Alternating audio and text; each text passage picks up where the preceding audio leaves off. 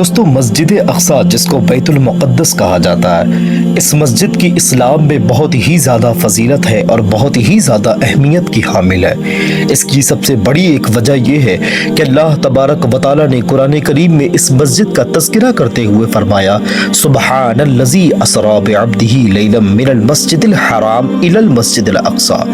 इसकी बरकत को आप यूं समझ सकते हैं, और ये मस्जिद दुनिया की दूसरी पहली मस्जिद है। इस मस्जिद की फजीलत को आप यूं समझे कि हजरत अबू ज़र गफ़ारी ने हुजूर अलैहिस्सलाम की बारगाह में अर्ज की कि या रसूल अल्लाह, सबसे पहली मस्जिद कौन सी है? तो अल्लाह के रसूल ने फरमाया कि मस्जिद हराम। फिर अर्ज की या रसूल अल्लाह दूसरी? तो अल्लाह के रसूल ने फरमाया कि मस्जिद अक्सा। फिर अर्ज किया कि या रसूल अल्लाह, दोनों के बीच कितने सालों का गैप है, कितने सालों का फासला है? तो अल्लाह के रसूल ने जवाब दिया कि 40 साल का। मस्जिद अक्सा की अगर फजीलत को आप देखना चाहें तो आप यूं समझे कि ये मस्जिद अक्सा वही मस्जिद है जो मुसलमानों का पहला किबला था। फिर अल्लाह तबारक व तआला के हुक्म से इनका किबला बदला और फिर बाद में मुसलमानों का किबला मस्जिद हराम हुआ। बात करें अगर इसकी तामीर की कि इस मस्जिद की तामीर किसने की, कब की, तो बहुत सी रिवायतें मिलती है। कई रिवायतों में फरिश्तों का नाम आता है, तो कई रिवायत में हजरत आदम अलैहिस्सलाम का नाम, कहीं किसी रिवायत में हजरत इस्माईल अलैहिस्सलाम का नाम, तो कहीं हजरत इब्राहिम अलैहिस्सलाम का नाम आता है। अल्लाहु अअलमु बिस्सवाब। दोस्तों, ये यरूशलेम जहां बैतुल मुक़द्दस है, जिसको दुनिया के सबसे पुराने शहरों में से एक माना जाता है, यही वो शहर है जिसको फतह करने के लिए न जाने कितनी जानें गई, न जाने कितनी जंगें लड़ी गई। तारीख पर अगर आप गौर करें तो जितनी जंगें, जितनी लड़ाइयाँ इस जगह को हासिल करने के लिए लड़ी गई, उतनी तारीख में किसी भी सरजमीन को फतह करने के लिए नहीं की गई। उतनी जंगें, उतनी जानें किसी भी सरजमीन को हासिल करने के लिए नहीं की गई। आखिर क्या है इस जगह पर? आखिर यरूशलेम की इस सरजमीन को लोग इतना क्यों चाहते हैं? क्यों हर कोई इस जगह को फतह करना जानता है? दोस्तों, तो इसकी एक सबसे बड़ी वजह यह है कि इब्राहिमी मजहब के तीनों धर्म, यानी मुसलमान, यहूदी, ईसाई, ये तीनों मजहब इस जगह को बहुत ही ज्यादा पवित्र और पाक मानते हैं। यही वो शहर है जिस जगह से हजरत इब्राहिम अलैहिस्सलाम ने अपने बेटे हजरत इस्माईल अलैहिस्सलाम की कुर्बानी की तैयारी शुरू की थी। यही वो जगह है जहां मुसलमानों का पहला किबला है।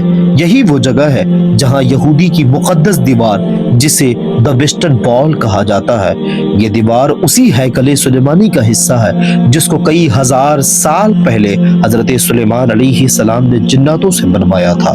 ईसाई मजहब के मानने वाले इस जगह को इतना मुकद्दस मानते हैं कि उनका मानना है कि इसी जगह पर हजरत ईसा अलैहिस्सलाम की पैदाइश हुई और इसी जगह पर उनको सूली पर चढ़ाया गया था। बात करें अगर मुसलमानों की, तो मक्का और मदीना के बाद मुसलमान इस मस्जिद को सबसे ज्यादा अहमियत देते हैं। उसके सबसे बड़ी वजह यह है कि यही मस्जिद मुसलमानों का किबला अव्वल है और यही वो जगह है जहां से अल्लाह के रसूल सल्लल्लाहु अलैहि वसल्लम ने इसी मस्जिद में मेराज के सफर पर जाने से पहले अल्लाह के रसूल ने तमाम नबियों की इमामत की थी, और यहीं से अल्लाह के रसूल सल्लल्लाहु अलैहि वसल्लम मेराज के सफर पर निकले थे। यही वजह है कि इस शहर के लिए मुसलमानों और ईसाइयों के बीच कई सालों तक जंगें होती रहीं, और आज भी इस शहर को फतह करने के लिए कोई ना कोई हमेशा खड़ा रहता है। दोस्तों, आज से तकरीबन 7000 साल पहले भी लोग यहाँ रहा करते थे। यही वजह है कि इस जगह को सबसे पुरानी जगह मानी जाती है। बात करें अगर हिस्ट्री की, अगर इतिहास की, तो सबसे पहले इस शहर को दाऊद अलैहिस्सलाम ने हासिल किया था। दाऊद अलैहिस्सलाम वही है जिनको यहूदी और ईसाई लोग डेविड कहते हैं। दाऊद अलैहिस्सलाम इस जगह पर 33 साल तक हुकूमत की। उनके बाद उनके बेटे हजरत सुलेमान अलैहिस्सलाम ने इस जगह पर हुकूमत की। हजरत सुलेमान अलैहिस्सलाम वही है जिनको यूरोप में द सोलोमन के नाम से जाना जाता है। हजरत सुलेमान अलैहिस्सलाम ने हैकल सुलेमानी को बनवाया था, और इसी हैकल सुलेमानी के अंदर ताबूत सकीना को रखा गया था। ताबूत सकीना वो मुबारक संदूक जो जन्नत से हजरत आदम अलैहिस्सलाम पर नाजिल हुआ था, ये वही मुबारक संदूक था जिसके अंदर नबियों के तबर्रुकात थे, और बनी इसराइल इसकी बरकत से न जाने कितनी कितनी जंगें जीता करते थे, और बनी इसराइल इसको आगे रखकर जो भी दुआएं किया करते थे, अल्लाह रब्बुल इज़्ज़त उनकी दुआ को कबूल फरमाया करता था। مگر حضرت سلیمان علیہ السلام کے بعد ایک ظالم بادشاہ جس کو بخت نصر کہا جاتا ہے، اس نے یہودیوں پر ایک ایسا حملہ کیا کہ یہودیوں کو موت کے گھاٹ اتار دیا اور ان کی تاریخ کو ہمیشہ ہمیشہ کے لیے مٹانے کی کوشش کی۔ اس نے یہاں تک کہ ہیکل سلیمانی کو بھی ڈھا دیا اور اس کے بعد تابوت سکینہ ہمیشہ ہمیشہ کے لیے اس میں ہی غائب ہو گئی۔ اسی ہیکل سلیمانی کی ایک دیوار بچ گئی جس کے پاس یہودی آج بھی جا کر رویا کرتے ہیں، اور اسی دیوار کو دی ویسٹرن وال کہا جاتا ہے یا پھر دیوار گریا بھی کہا جاتا ہے۔ کچھ سالوں کے بعد سائرس دی گریٹ نے بابل پر حملہ کیا اور بخت نصر سے بدلہ لیا۔ اتنا ہی نہیں بلکہ سائرس دی گریٹ نے ان سارے یہودیوں کو آزاد کرا کر واپس ان کے اپنے وطن لا کر سب کو اپنے وطن میں بسایا۔ سائرس دی گریٹ کی مدد سے پھر سے یہودیوں نے ہیکل سلیمانی کی تعمیر کروائی، مگر کچھ سالوں کے بعد پھر سے دی رومن امپائر نے اس پر حملہ کیا اور پورے شہر کو آگ لگا دی۔ پھر سے اس شہر کو تباہ کر دیا گیا۔ کچھ وقت گزر جانے کے بعد جو یہودی بچے تھے انہوں نے آواز اٹھانے کی کوشش کی، تو اس کے بعد جیسے ہی آوازیں اٹھائی تو رومن امپائر کے بادشاہ ٹائٹس نے ان سارے یہودیوں کو پھر سے ظلم کرنا شروع کیا اور اس پورے شہر میں ہل چلوا کر اس شہر کو ویران کر دیا اور یہودیوں کو غلام بنا کر بیچ بازار میں بیچ ڈالا۔ اس کا اثر کئی سال تک نہیں بلکہ کئی صدیوں تک رہا اور وہ شہر ہمیشہ ہمیشہ کے لیے ویران بنا رہا۔ مگر ایک وقت ایسا بھی آیا کہ مسلمانوں کے دوسرے خلیفہ حضرت عمر فاروق نے اس شہر کو فتح کیا۔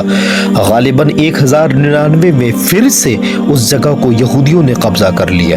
یہودی اس جگہ کو حاصل کرنے میں کامیاب ہو گئے، مگر اسی بیچ میں ایک ایسا شخص سامنے آیا جسے دنیا سلطان صلاح الدین ایوبی کے نام سے جانتی ہے۔ 1187 عیسوی میں اس شہر کو سلطان صلاح الدین ایوبی نے پھر سے فتح کیا۔ اس کے بعد 600 سے 700 سال تک کافی جنگیں ہوتی رہی، مگر عیسائی پھر بھی اس کو فتح نہ کر سکے اور مسلمانوں کے انڈر میں رہا۔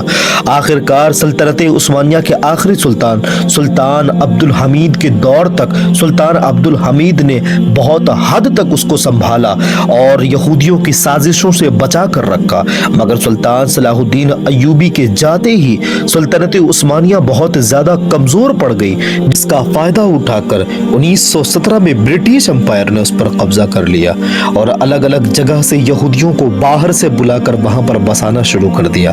آخر کار 1917 میں ہی یونائٹڈ نیشن نے یہ فیصلہ جاری کر دیا کہ فلسطین کا آدھا حصہ یہودیوں کو دیا جائے گا اور آدھا مسلمان کو، اور آخر کار 1948 میں اسرائیل دیش کا اعلان کر دیا گیا اور یروشلم کو ہمیشہ ہمیشہ کے لیے 2 حصے میں بانٹ دیا گیا۔